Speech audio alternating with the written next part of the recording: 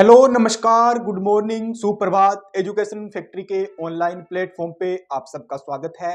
और आज हम डिस्कस करने वाले हैं 8 जनवरी 2025 की कुछ महत्वपूर्ण घटनाएं जो आपकी एग्जाम की दृष्टि से काफी इंपॉर्टेंट रहने वाली है। आप कोई सा एग्जाम दो, स्टेट लेवल का दो, पीसीएस का दो, सेंट्रल लेवल का दो, एसएससी का दो, रेलवे के दो, सबके अंदर आपको ये क्वेश्चन देखने को मिलेंगे। तो अगर आप इस चैनल पे नए हो तो चैनल को जरूर सब्सक्राइब करें। आप हमारा व्हाट्सएप और टेलीग्राम ग्रुप ज्वाइन कर सकते हैं। आप हमारा प्ले स्टोर से ऐप भी डाउनलोड कर सकते हैं। इन सब का लिंक हमने वीडियो के डिस्क्रिप्शन में दे रखा है। तो हर एक चीज बारीकी से डिस्कस करेंगे। आप मेरे साथ आखिर तक जुड़े रहना और डिस्कशन स्टार्ट करते हैं। तो सबसे पहले बात करें कि आज का फर्स्ट क्वेश्चन क्या है। मैं फर्स्ट क्वेश्चन की बात करूं, आज का हमारा जो पहला क्वेश्चन है वो ब्रिक्स समूह का आपसे क्या पूछा जा रहा है बेटा। ब्रिक्स समूह का 10वां पूर्ण सदस्य हाल ही में कौन सा देश बना है? किसका? ब्रिक्स की बात की जा रही है। ब्रिक्स की बात की जा रही है, ठीक है, ब्रिक्स की बात की जा रही है। तो ब्रिक्स की बात करूं, अगर आपसे कोई पूछे कि ब्रिक्स का स्थापना कब हुई थी, तो ब्रिक्स की स्थापना की बात करें तो ब्रिक्स की स्थापना हुई थी बेटा 2009 में हुई। इसका मुख्यालय कहां पे है? तो ब्रिक्स का कोई मुख्यालय नहीं है, ब्रिक्स का कहीं पे भी मुख्यालय नहीं है, ठीक है। ब्रिक्स का मुख्यालय कहीं पे भी नहीं है। जहां उसकी बैठक होती है वही उसका एक तरह से अस्थायी मुख्यालय होता है और ये हर साल इसकी बैठक होती है। तो अब की बार आपसे पूछे सबसे पहले इस ब्रिक्स की फुल फॉर्म क्या है। बी से मतलब क्या है? ब्राजील। बी से मतलब क्या है? ब्राजील है। आर से मतलब रूस है, रसिया है। आई से मतलब इंडिया भारत है। और सी से मतलब क्या है? चाइना है, ठीक है। और एस से मतलब क्या है? साउथ अफ्रीका है, दक्षिण अफ्रीका। क्या है? दक्षिण अफ्रीका, अफ्रीका। ये तो 5 देश ही हुए, बट इन्होंने क्या बोला है कि ब्रिक्स का 10वां सदस्य कौन बना है। इसका मतलब 5 देश और है। तो 10वां सदस्य कौन बना है? इंडोनेशिया बना है। कौन? इंडोनेशिया 10वां सदस्य बने। अब 4 देश और कौन कौन से बचे वो देखो। कौन सा बचे? मिस्र, ठीक है, मिस्र हो गया, ईरान हो गया, संयुक्त अरब इमिरात हो गया, मतलब यूएई हो गया, और कौन सा आ गया? इथोपिया। इथियोपिया, इथोपिया, इथियोपिया, ठीक है। तो कितने हो गए? ब्रिक्स के टोटल 10 देश हो गए। ब्राजील, रूस, भारत, चीन, साउथ अफ्रीका, मिस्र, ईरान, यूएई, इथोपिया और इंडोनेशिया 10 सदस्य हो गए। अब आपसे पूछे इंडोनेशिया की राजधानी क्या है, तो जकार्ता। इंडोनेशिया की राजधानी क्या है? जकार्ता, ठीक है, ठीक है। तो इंडोनेशिया की राजधानी क्या है? जकार्ता है। नेपाल की क्या है? काठमांडू। फ्रांस की क्या है? पेरिस। फ्रांस की क्या है? पेरिस है। नेपाल की क्या है? काठमांडू। ऑप्शन डी इसका राइट आंसर होने वाला है, ठीक है। तो ब्रिक्स की, हाँ, 2024 ब्रिक्स सम्मेलन कहां पे हुआ था, ठीक है, ये भी लिखो। हर एक क्वेश्चन का मैं पूरा पोस्टमार्टम कर दूंगा। आपका एग्जाम में कैसा भी क्वेश्चन आए अपनी क्लास से ही आना चाहिए, तो अपने नोट्स जरूर बनाते रहना साथ की साथ। हाँ, ब्रिक्स, ठीक है, ब्रिक्स 2024 कहां पे हुआ? ब्रिक्स 2024 कहां पे हुआ? रूस के अंदर हुआ। कौन सा सम्मेलन था? ये 18वां सम्मेलन था। नेक्स्ट ब्रिक्स होगा 2025 वाला। जो नेक्स्ट ब्रिक्स की बात करें, जब भी होने वाला 2025 में होगा। नेक्स्ट ब्रिक्स की बात करूं मैं, ब्रिक्स की बात करें तो ये कहां पे होगा? ये बेटा ब्राजील में होने वाला है, ठीक है। नेक्स्ट ब्रिक्स कहां पे होगा? ब्राजील में। तो ये भी आपको ध्यान होना चाहिए। तो इसके बारे में कुछ और जानकारी देखते हैं। इंडोनेशिया आधिकारिक तौर पे ब्रिक्स समूह का 10वां सदस्य बन गया। इंडोनेशिया कितना सदस्य हो गया ब्रिक्स का? 10वां। मैंने सारे 10 के 10 आपको नाम बता दिए। ब्राजील, रूस, भारत, दक्षिण अफ्रीका शामिल है। यह घोषणा 2025 के ब्रिक्स वर्तमान अध्यक्ष ब्राजील द्वारा की गई है। 2025 की अध्यक्षता कौन करेगा? ब्राजील ही करेगा। तो ब्राजील ने यह घोषणा कर दी है। वहां पे जोहान्सबर्ग में आयोजित 2023 के ब्रिक्स शिखर सम्मेलन के दौरान मौजूदा सदस्यों द्वारा इंडोनेशिया की सदस्यता का सर्वसम्मति से अनुमोदित किया गया था। 2000 का कहां 23 के अंदर ब्रिक्स का जोहान्सबर्ग में सम्मेलन हुआ था, वहां पे बोला कि इंडोनेशिया को भी एक सदस्य बना लिया जाए ब्रिक्स का। तो ब्रिक्स क्या है, उभरती हुई जो अर्थव्यवस्थाएं हैं विश्व के अंदर, इन लोग का एक ग्रुप बना हुआ है, ठीक है। तो वो ठीक है, वो ही क्या है, एक ब्रिक्स है और 10 देश इसके अंदर शामिल हो गए। नेक्स्ट बात करें, दिल्ली में राजघाट के पास गांधी दर्शन आर्ट गैलरी का उद्घाटन किसने किया है? राजघाट कहां पे है बेटा? राजघाट कहां पे है? राजघाट कहां पे है हमारा? राजघाट की बात करूं, राजघाट, राजघाट कहां है? दिल्ली के अंदर, ठीक है। वहां एक आर्ट गैलरी की स्थापना हुई है, उसका उद्घाटन किसने किया है? तो उसका उद्घाटन किसने किया है? हमारे देश की लोकसभा के जो अध्यक्ष है ओम बिरला जी, इन्होंने इसका उद्घाटन किया है। तो ऑप्शन बी हमारा राइट आंसर होने वाला है। अब राजघाट किसका समाधि स्थल है? गांधी जी का, याद रखना बेटा, गांधी जी का, गांधी जी का समाधि स्थल क्या है? राजघाट है। ये दिल्ली में पूछ ले आपसे कि कौन सी नदी के किनारे हैं, तो यमुना नदी का जो पश्चिमी छोर है, यमुना नदी का जो पश्चिमी किनारा है ना, उस नदी के किनारे पे यमुना, तुम तो याद रखना बेटा, यमुना नदी के किनारे पे ये बना हुआ है। कभी मौका मिले तो राजघाट जरूर जाना। एक तरह से इसकी मैं बात करूं तो हमारे देश के प्रधानमंत्री है ना ज्यादा, जो जिनकी अभी जो इस दुनिया में नहीं रहे, जिनकी मृत्यु हो रखी है, तो एक तरह से ये बोल सकते हैं कि हमारा ये शाही शमशान घाट है हमारे देश के राजाओं का, क्योंकि इनकी सबकी समाधि स्थल वहां पे ही बना है। तो गांधी जी का समाधि स्थल का नाम पूछा जाए तो क्या है? राजघाट है। इंदिरा गांधी का पूछा जाए, इंदिरा गांधी का समाधि स्थल क्या है?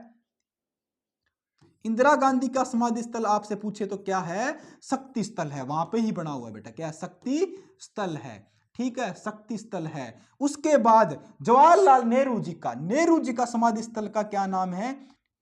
नेहरू जी के समाधि स्थल की बात करें तो उसका नाम क्या है? शांति वन है, ठीक है, क्या है? शांति वन है, शांति वन है। राजीव गांधी के समाधि स्थल की बात करें तो उनका नाम क्या है? राजीव गांधी के समाधि स्थल की बात मैं क्या करूं तो उसका, उनका उस घाट का क्या नाम है?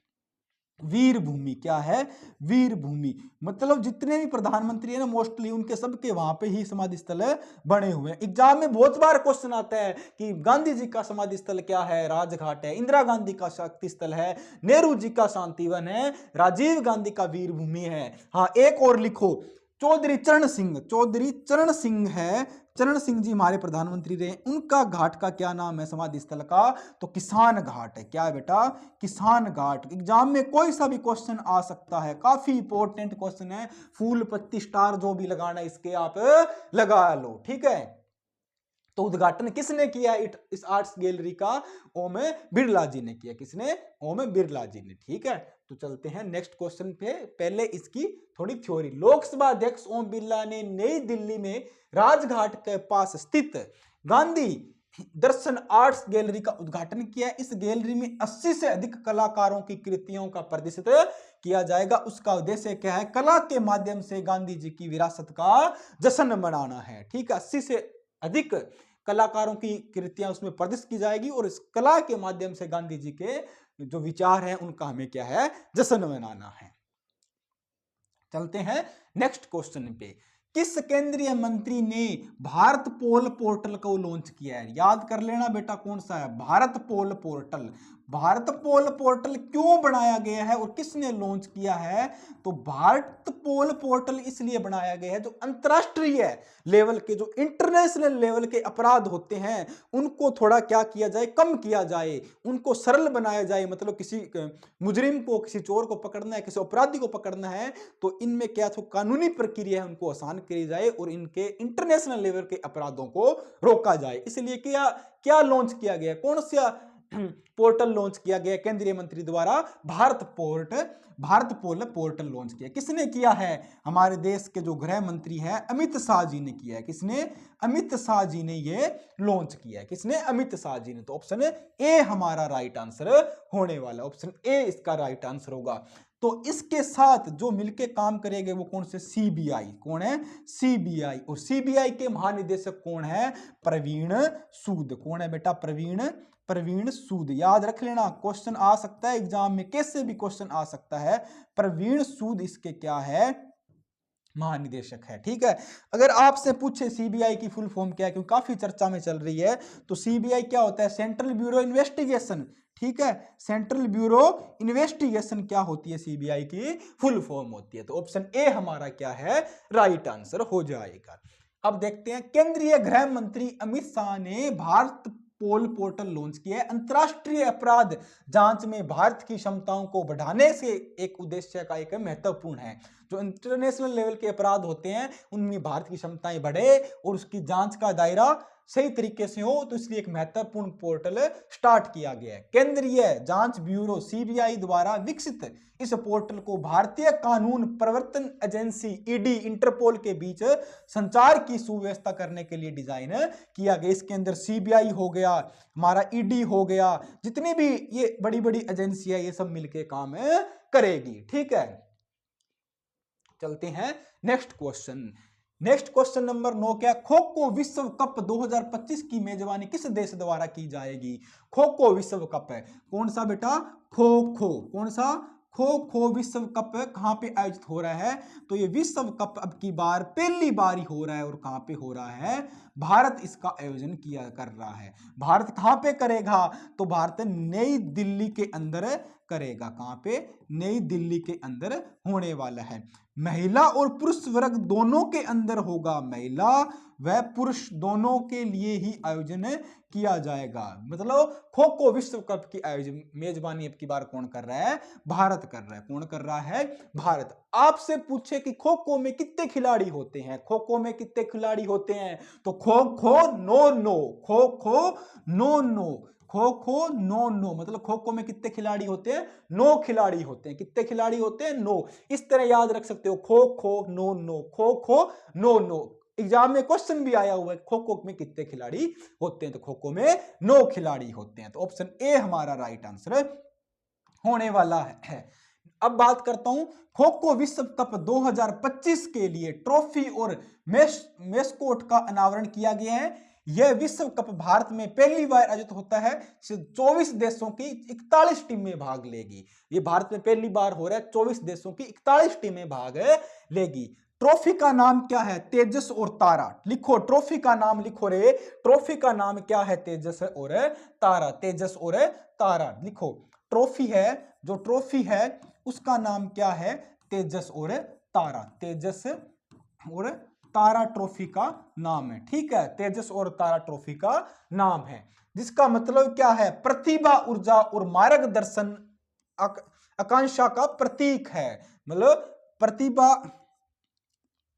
आप में कितनी प्रतिभा है, आप में कैसी ऊर्जा है, इसलिए इसका नाम क्या रखा है? तेजस और तारा। कहां पे होगा? दिल्ली के इंदिरा गांधी इंडोर स्टेडियम में होगा। कब से कब आयोजित होगा? 13 से 19 जनवरी 2025 को आयोजन होने वाला है। पुरुष और महिला दोनों टीमों के लिए होगा, अलग अलग होगा। तो जो पुरुष वर्ग की ट्रॉफी होगी वो नीली होगी, और जो महिला वर्ग की ट्रॉफी है वो कौन सी है? हरी है। तो पुरुष वर्ग की ट्रॉफी, पुरुष ट्रॉफी का रंग क्या है? ये भी पूछ सकता है। पुरुष ट्रॉफी का रंग क्या है? नीला है। पुरुष ट्रॉफी का रंग नीला है। और महिला ट्रॉफी का रंग क्या है? महिला ट्रॉफी का रंग क्या है बेटा? ट्रॉफी का रंग क्या है? हरा है। ठीक है, हरा होगा। दिल्ली में आयोजित होने वाला है। कहां? दिल्ली में आयोजित होने वाला है। अभी हाल ही में किस संगठन के द्वारा अपने सभी क्षेत्रीय कार्यालयों में केंद्रीकृत पेंशन भुगतान प्रणाली शुरू की गई है? अगर आप जॉब करते हो, कोई कंपनी में, इंडस्ट्री में, कहीं भी काम करते हो, तो आपके लिए आप ईएसआई कटाते हो, पीएफ कटाते हो, ठीक है, उसके पेंशन के पैसे कटाते हो, अपने बीमे के पैसे कटाते हो। तो किस केंद्रीकृत ने, कौन सी संस्था ने, किस संगठन ने पेंशन भुगतान प्रणाली शुरू की है? तो कौन सी संस्था ने की है बेटा? ईपीएफओ ने की है। किसने? ईपीएफओ ने। किसने? ईपीएफओ ने, मतलब कर्मचारी भविष्य निधि संगठन, कर्मचारी भविष्य निधि संगठन ने इसकी स्थापना, इसकी क्या शुरुआत की है? ठीक है, इसकी शुरुआत की है। तो अगर आपसे पूछा जाए कि ईपीएफओ की स्थापना कब हुई? 1952 में। इसके अध्यक्ष कौन है? तो कौन है? रमेश कृष्ण मूर्ति। याद रखना, रमेश कृष्ण मूर्ति। कौन है? कृष्ण मूर्ति, रमेश कृष्ण मूर्ति इसके क्या है, अध्यक्ष है। ठीक है, रमेश कृष्ण मूर्ति क्या इसके अध्यक्ष है। तो ऑप्शन ए हमारा राइट आंसर होने वाला है। अब आपसे पूछे कि जो हमारा स्टेट बैंक ऑफ इंडिया है एसबीआई, इसकी स्थापना कब हुई, तो 1955 के अंदर हुई थी। ठीक है बेटा, कब हुई थी, 1955 के अंदर हुई थी। इसके वो जो अध्यक्ष है कौन है, वो कौन है, दिनेश खारा। कौन है बेटा, दिनेश खारा। ठीक है, कौन है, दिनेश खारा। याद रखना, सबको मैं एक एक के साथ लिखा रहा हूं उसी तरह, और एग्जाम में ऐसे ही क्वेश्चन आते हैं। इनके अध्यक्ष कौन है, दिनेश खारा। भारतीय जीवन बीमा निगम एलआईसी, जीवन के बाद भी और जीवन के साथ भी, मतलब जीवन के साथ भी और जीवन के बाद भी एलआईसी की स्थापना कब हुई थी, 1956 में इसकी स्थापना हुई थी। इसके अध्यक्ष कौन है, इसके अध्यक्ष कौन है, सिद्धार्थ मोहंती। कौन है बेटा, सिद्धार्थ मोहंती। कौन है, मोहंती इसके अध्यक्ष है। सिद्धार्थ मोहंती क्या इसके अध्यक्ष है। राइटिंग बहुत खराब है हिंदी के अंदर, बट कोई ना, अपन सब धीरे धीरे सेट कर लेंगे। सिद्धार्थ मोहंती इसके क्या है, अध्यक्ष। तो ऑप्शन ए हमारा राइट आंसर होने वाला है। बात करूं कर्मचारी भविष्य निधि संगठन ईएफओ ने केंद्रीकृत पेंशन भुगतान प्रणाली की शुरुआत की है, जिसमें 68 लाख पेंशन भोगियों को लाभ होगा। इस प्रणाली में पेंशन भोगी किसी भी बैंक से अपनी पेंशन निकाल सकते हैं। पेंशन राशि सीधे उनके खाते में जमा होगी। सीपीपीएस के तहत पेंशन का वितरण देश भर में सुनिश्चित किया जाएगा और उनके स्थान बदलने पर पेंशन भुगतान आदेश को एक कार्यालय से दूसरे कार्यालय में स्थानांतरित करने की आवश्यकता नहीं होगी। मतलब जो भी लोग पेंशनधारी है, उनकी जो पेंशन की व्यवस्था है उसको सुचारू रूप से चलाने के लिए, उसको सरल बनाने के लिए ये काम किया गया है। ठीक है, तो आप याद रखना इनके अध्यक्ष कौन है, इनकी स्थापना कब हुई है, सारे कॉपी के साथ में साथ लिखते रहना। ठीक है, चलते हैं नेक्स्ट क्वेश्चन की तरफ। नेक्स्ट क्वेश्चन की बात करें, 18वां प्रवासी भारतीय दिवस सम्मेलन 2025 का आयोजन कहां पे किया जाएगा, तो कौन सा प्रवासी दिवस बेटा, कौन सा, प्रवासी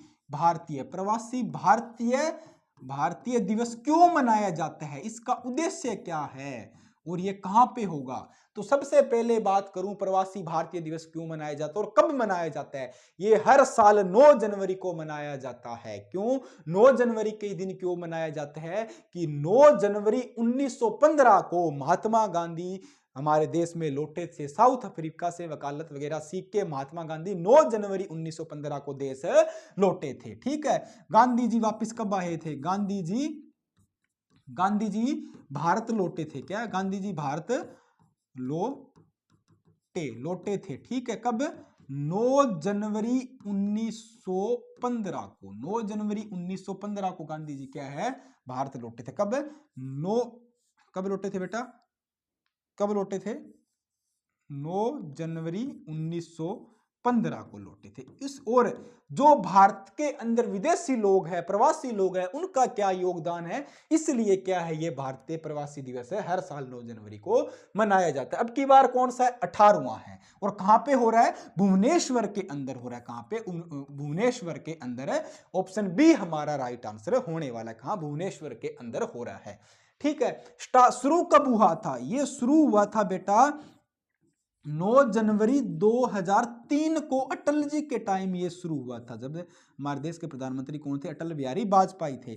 फिर ये जब सरकार आई मोदी जी वाली, इन्होंने क्या है उसके बाद में हर साल की जगह बोला कि अब 2 साल से ये दिवस मनाया जाएगा, हर 2 साल से ये आयोजित होगा, हर साल नहीं होगा। तो भुवनेश्वर में ये आयोजित किया जा रहा है भारतीय प्रवासी दिवस। आपको पता होना चाहिए क्यों मनाया जा रहा है। ठीक है, तो ऑप्शन बी हमारा राइट होगा। भुवनेश्वर 8 से 10 जनवरी 2025 को 18वें प्रवासी भारतीय दिवस की मेजबानी करेगा, जिसमें 50 से अधिक देशों के भारतीय प्रवासी भाग लेंगे।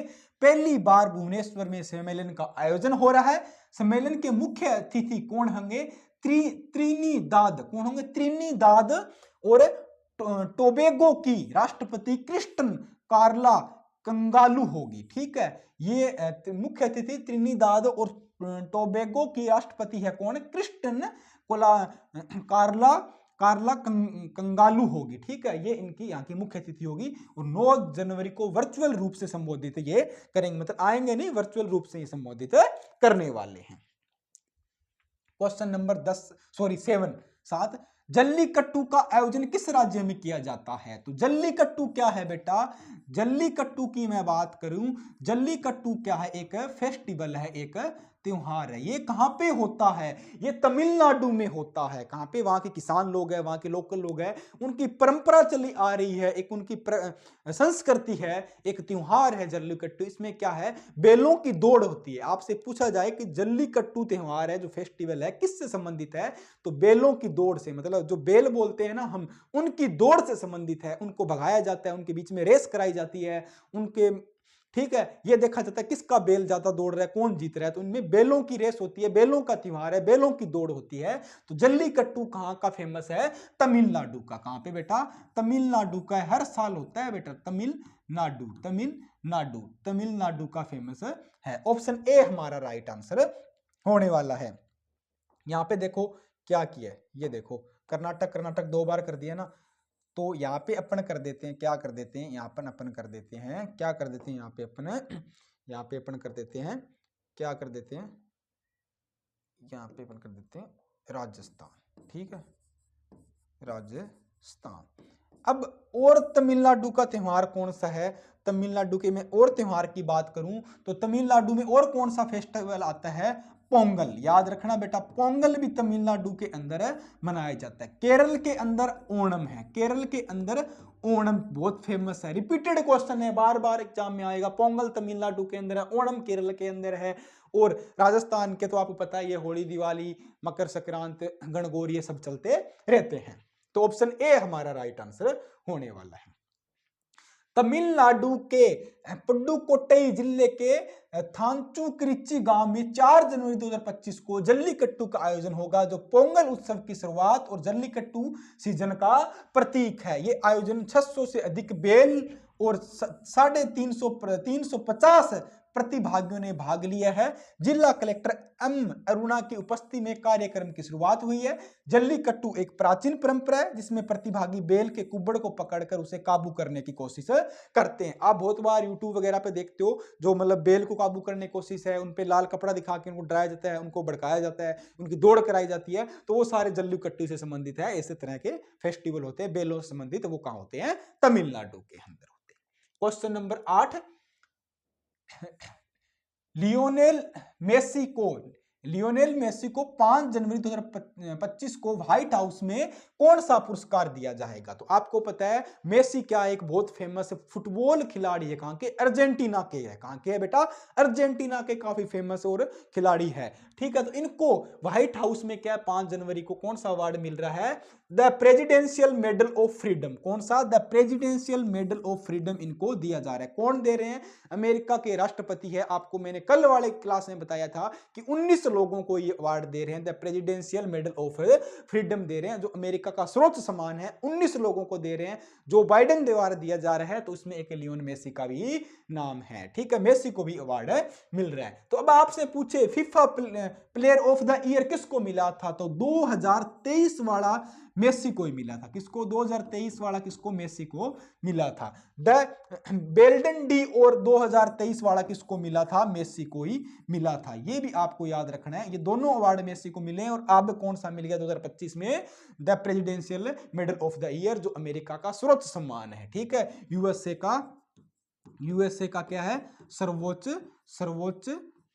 सम्मान है, सम्मान है। ठीक है, सर्वोच्च सम्मान है यूएसए का। ठीक है, तो ऑप्शन सी हमारा राइट आंसर होने वाला है। मेसी को अर्जेंटीना के फुटबॉल कप्तान 5 जनवरी 2025 को व्हाइट हाउस में अमेरिका राष्ट्रपति जो बाइडेन द्वारा the presidential medal of freedom प्राप्त करेंगे। यह सम्मान पाने वाले पुरुष फुटबॉल खिलाड़ी है। यह पुरस्कार उन्हें उनके फुटबॉल के क्षेत्र में असाधारण योगदान के लिए दिया गया है। मेसी, जिन्होंने 8 बार बैलन डी और जीता है, और फिलहाल इंटर मियामी क्लब के लिए खेल रहे हैं। फिलहाल किस क्लब के लिए खेल रहे हैं? इंटर मियामी क्लब के। और 8 बार इन्होंने बैलन डी अवार्ड जीता है। कौन सा बेटा? कितनी बार? 8 बार। कितनी? बैलन डी अवार्ड इन्होंने जीता है। सारी चीजें आपको याद रखनी है, नोट्स बनाना, एग्जाम में ऐसे ही क्वेश्चन आते हैं। क्वेश्चन नंबर 9, अभी हाल ही में दिल्ली के वक्फ बोर्ड के वकफ वकफ बोर्ड के नए सीईओ कौन बने हैं, कार्यकारी अधिकारी कौन बने हैं? तो दिल्ली के नए जो सीईओ बने हैं किसके? वकफ बोर्ड के। वकफ बोर्ड का मतलब क्या होता है? वकफ बोर्ड का मतलब होता है जो मुस्लिम प्रॉपर्टी है, वो मुस्लिम समुदाय की प्रॉपर्टी है, जिसमें उनके मस्जिद वगैरह बने हैं, मदरसे बने हैं, या जो भी मतलब उनके मुस्लिम समुदाय के धार्मिक संस्थान बने हुए हैं, तो उनकी जो देख रेख करता है, उनके बारे में जो निगरानी करता है, उनका पूरा लेखा जोखा रखता है, वो कौन होता है? वक्फ बोर्ड का सीईओ या अधिकारी होता है, कार्यकारी अधिकारी होता है। अगर मान लो कोई व्यक्ति मुस्लिम है और वो अपनी प्रॉपर्टी दान करना चाहता है, वो बोलता है कि मैं मेरी सारी प्रॉपर्टी अल्लाह को दान करना चाहता हूं, अल्लाह को देना चाहता हूं, तो वो उसकी प्रॉपर्टी की देखभाल, उसकी प्रॉपर्टी की सार संभाल कौन करेगा? तो वक्फ बोर्ड ही उस प्रॉपर्टी की सार संभाल देखभाल करेगा, इनके अंडर में आ जाएगी वो सारी प्रॉपर्टी। तो वक्फ बोर्ड का क्या काम होता है? जो मुस्लिम समुदाय संबंधित जो प्रॉपर्टियां हैं उनकी देख रेख करना, उनकी सार संभाल करना। तो इसके सीईओ कौन बने हैं? अजीमुल हक बने हैं। कौन बने? अजीमुल हक बने हैं। और दिल्ली के अंदर जल्द ही आपको क्या है? फरवरी के अंदर विधानसभा चुनाव देखने को मिलेंगे। तो विधानसभा सीट की बात करूं, कौन है, कितनी है विधानसभा सीट? कितनी है दिल्ली के अंदर? विधानसभा सीट कितनी है दिल्ली के अंदर? याद रखना 70। मुख्यमंत्री कौन है? आतिशी। कौन है? आतिशी। और फिर से केजरीवाल बनने वाले हैं। ठीक है, सीएम कौन है बेटा? आतिशी है। वापिस केजरीवाल बन जाएंगे, सरकार इनकी फिर से आ जाएगी। आप बताओ दिल्ली के एलजी कौन है? मतलब दिल्ली एक केंद्र शासित प्रदेश है, उपराज्यपाल है दिल्ली के अंदर। एलजी होते हैं उपराज्यपाल। हाँ, केंद्र शासित प्रदेश या दिल्ली से संबंधित कौन से आर्टिकल के अंदर लिखा हुआ है बात? तो दिल्ली एक केंद्र शासित प्रदेश होगा, तो ये आर्टिकल 239 में लिखी हुई है। किसमें? 239 में। ये भी आपको लिखना है। तो lieutenant governor LG VK Saxena है। कौन है? वीके सक्सेना है। इन्होंने अजीमुल हक को क्या है? दिल्ली वक्फ बोर्ड के सीईओ के रूप में नियुक्त किया है और उनको मंजूरी दे दी है। और दिल्ली वक्फ बोर्ड अधिनियम कब का है? 1995 के तहत बोर्ड के 2 नामों का पैनल राज्य सरकार को भेजा था, लेकिन केवल एक नाम का भेजा गया। इसमें प्रतिक्रिया का उल्लंघन हुआ है। मतलब एलजी और मुख्यमंत्री के बीच में वहां सिस्टम ऐसे चलता रहता है, वो उनकी बात नहीं मानते और वो एक दूसरे की बात नहीं मानते, ये खिंचातानी वहां चलती रहती, क्योंकि दिल्ली एक पूर्ण राज्य नहीं है, एक केंद्र शासित प्रदेश है। ठीक है, तो वहां पे वक्फ बोर्ड के सीईओ कौन बने हैं? कौन बने हैं बेटा? किसको बनाया है? अजीमुल हक को बनाया है। और दिल्ली के एलजी कौन है? वीके सक्सेना है। ठीक है, क्लियर हो गया? चलते हैं नेक्स्ट क्वेश्चन की तरफ। क्वेश्चन नंबर 10, अभी हाल ही में बीसीसीआई के नए सचिव के रूप में किसे निर्विरोध चुना गया है? बीसीसीआई के सचिव कौन बने हैं? बीसीसीआई के सचिव कौन बने हैं? आपसे ये पूछा जा रहा है। अभी कौन बने हैं? तो अभी जो सचिव बने हैं वो कौन बने हैं?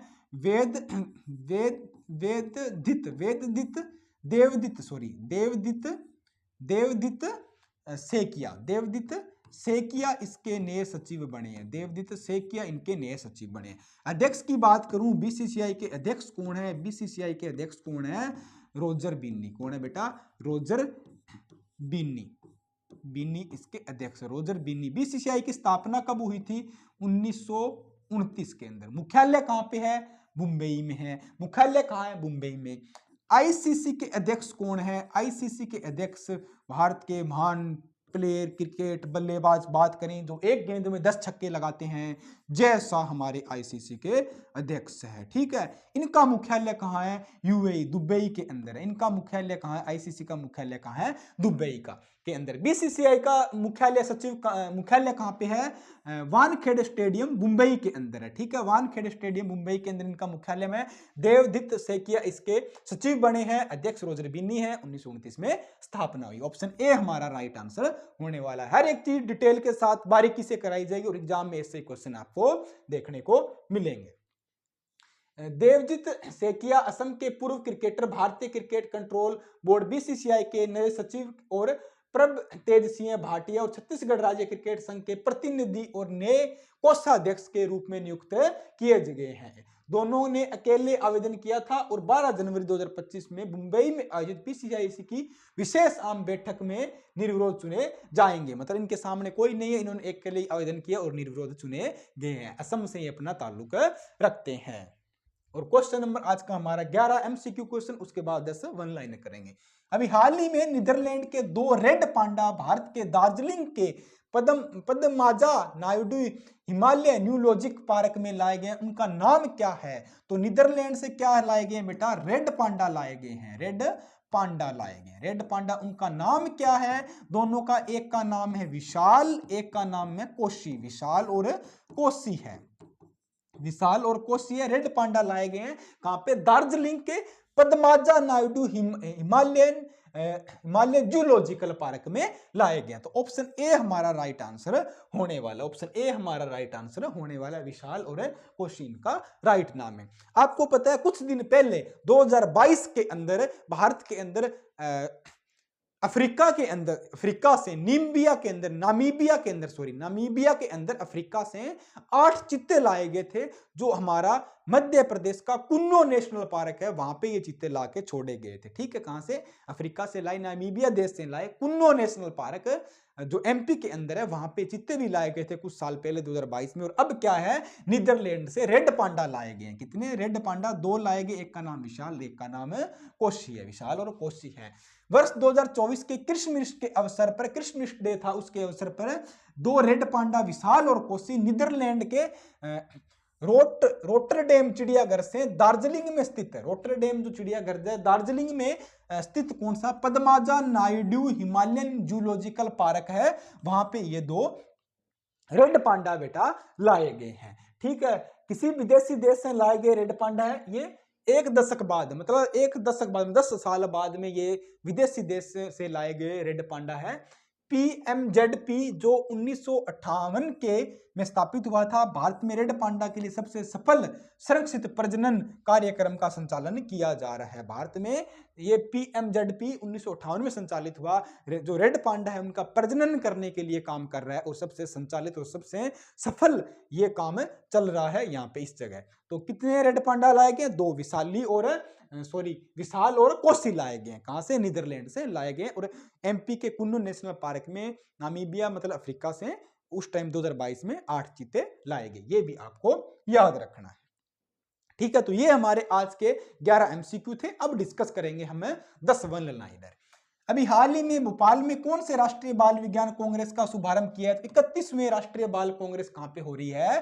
कहां पे हो रही है? भोपाल के अंदर। One nation one subscription scheme कितने चरणों में लागू होगी? तो 2 चरणों में लागू होने वाली है। भारतीय लेखिका व फिल्म मेकर साई प्रजापति को पद्म भूषण पुरस्कार कब मिला था? इनका हाल ही में निधन हुआ है, कल हमने डिस्कस किया। तो इनको पद्म भूषण पुरस्कार मिला हुआ है। कब मिला? 2006 में मिला था। कब? 2006 में मिला था।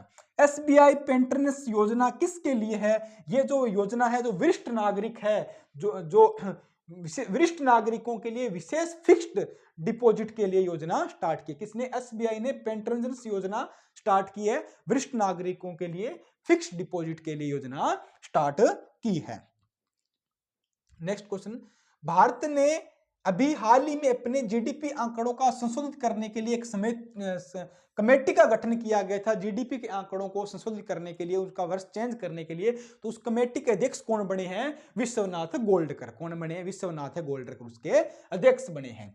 जनरेशन बीटा शब्द किसके द्वारा दिया गया है? तो जनरेशन बीटा शब्द किसके लिए द्वारा दिया गया है? ऑस्ट्रेलियाई भविष्यवक्ता मारक, ऑस्ट्रेलियाई भविष्यवक्ता मारक है मैक्रीडल के द्वारा गया, मैक्रीडल के द्वारा ये दिया गया है। द्वीप विकास एजेंसी, ठीक है, द्वीप विकास जो एजेंसी की स्थापना कब की गई थी? 1 जून 2017 को। ये लक्षद्वीप हो गए, अंडमान निकोबार द्वीप हो गए, इनके डेवलपमेंट के लिए ये एजेंसी बनाई गई थी, द्वीप विकास एजेंसी। कल हमने पूरे डिटेल से डिस्कस किया था। इसकी स्थापना 1 जून 2017 को हुई थी। केंद्रीय वस्त्र मंत्री कौन है? गिरिराज सिंह हमारे के टेक्सटाइल मंत्री, हमारे देश के केंद्रीय वस्त्र मंत्री है। नेक्स्ट, मानव विकास सूचकांक किसके द्वारा जारी किया जाता है? तो मानव विकास सूचकांक कौन जारी करता है? ह्यूमन डेवलपमेंट इंडेक्स कौन करता है? यूएनडीपी करता है, United Nation development programme, UNDP मानव विकास सूचकांक जारी करता है। वर्ल्ड हैप्पीनेस इंडेक्स, भारत की रैंकिंग क्या है? वर्ल्ड हैप्पीनेस इंडेक्स मतलब भारत में खुशी लोग कितने हैं, मतलब खुशी के अंदर मतलब कितने यहाँ के लोग प्रसन्न रहते हैं, वो इंडेक्स भारत की कौन से 126वीं है उस इंडेक्स में रैंक। देख लो, भारत में मतलब ज्यादा लोग खुशी नहीं है, परेशान आत्माएं सारी यहाँ पे इकट्ठा हो रखी है। तो ये हमारे आज के 10 वन लाइनर थे और 11 MCQ थे। उम्मीद करता हूं आपको अच्छे लगे, पसंद भी आए होंगे। ज्यादा से ज्यादा वीडियो को शेयर करें, कमेंट करके जरूर बताएं। और हमारे साथ जुड़े रहें। कल फिर मिलते हैं एक नई क्लास में नेक्स्ट क्वेश्चनों के साथ, लेटेस्ट अपडेट्स के साथ। तब जुड़े रहें। जय हिंद, धन्यवाद।